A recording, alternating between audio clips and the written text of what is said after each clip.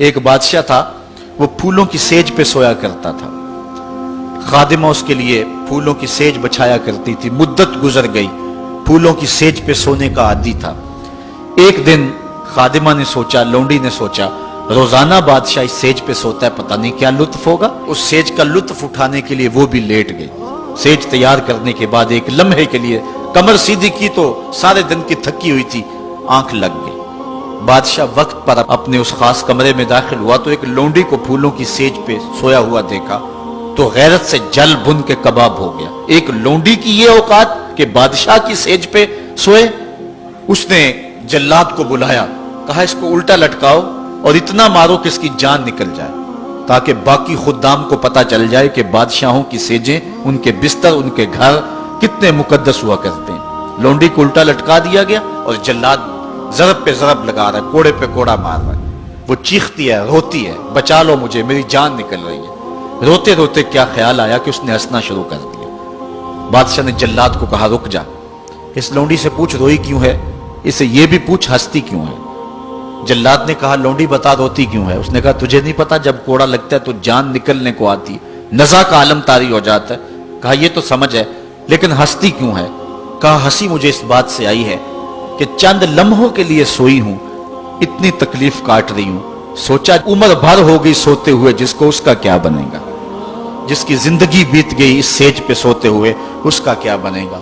صاحبو، یہ دنیا پھولوں کی سیج نہ بنائیں، اس دنیا کو اللہ کی عبادت کے لیے گزاریں، ذکر فکر میں گزاریں، سحری کے وقت اٹھ کے مصلے پہ کھڑا ہو کے رونا سیکھیں، اللہ کے حضور آئیں، رزق کی تلاش میں رازق کو بھول نہ جائیں۔ تم سمجھتے ہو دکان بند کر کے چلے گئے تو شاید میری آج کی سیل کم ہوگی، سیل دینے والا، رزق دینے والا، رزق کے دروازے کھولنے والا وہ رب ہے۔ جاؤ اس کے حضور جاؤ اور جا کے اس سے مانگو۔ آج اس دنیا کے اندر آپ کہیں ملازمت کرتے ہیں، 8 گھنٹے کی ڈیوٹی دینا ہوتی ہے، ان 8 گھنٹوں کے اندر آپ کا مالک آپ کو بلائے، صرف 8 گھنٹوں میں ایک عارضی ملک آپ کے اوپر رکھتا ہے، تو آپ دوڑ کے جاتے ہیں کہ نہیں جاتے؟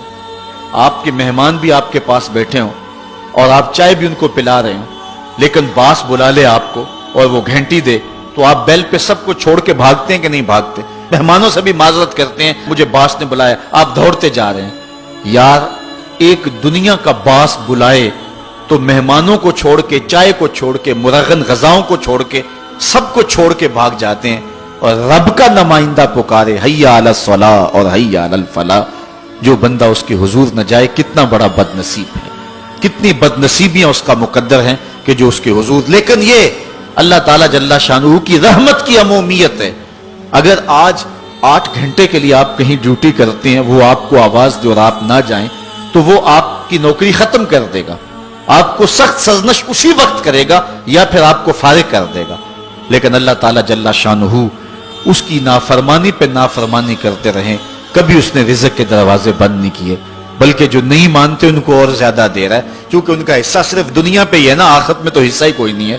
بلکہ فرمایا اگر مسلمانوں کی دل جوئی کا لحاظ نہ ہو تو میں کافروں کے گھروں کی سیڑھیاں بھی سونے اور چاندی کی بنا دوں، چونکہ انہوں نے دنیا کو دیکھا ہے، آخرت ابھی دیکھی نہیں ہے، ورنہ جو ان کے لیے آخرت میں رکھا گیا ہے، دنیا کی کوئی شے ان کے نزدیک حیثیت ہی نہ رکھے۔ بلکہ حدیث میں آتا ہے، صاحب مشکات نے اس کو لکھا کہ دنیا کے اوپر جس کو سب سے زیادہ تکلیفیں پہنچی ہوں گی وہ جنت میں لے جایا جائے گا، اور ایک مرتبہ جنت میں جو ہے وہ داخل کر کے نکال دیا جائے گا، اور کہا جائے گا کہ بتا دنیا کے اوپر تجھے بڑی تکلیفیں پہنچی؟ وہ کہے گا یا اللہ مجھے تو کوئی تکلیف پہنچی ہی نہیں ہے۔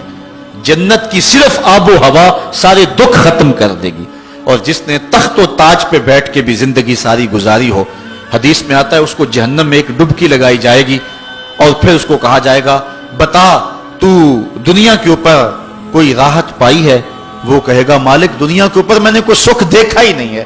ایک ہوتا جہنم کے اندر دیا جائے گا، دنیا کے سارے سکھ ہی بھول جائے گا کہ میں وہاں بادشاہ ہوا کرتا تھا، میں وہاں حکمران ہوا کرتا تھا، پوری دنیا کو میں نے جو ہے وہ ریوڑ کی طرح ہانکا تھا اور انسانیت کا قتل کیا تھا، میری رونت اور میرا تکبر دنیا کو جکا دیتا تھا۔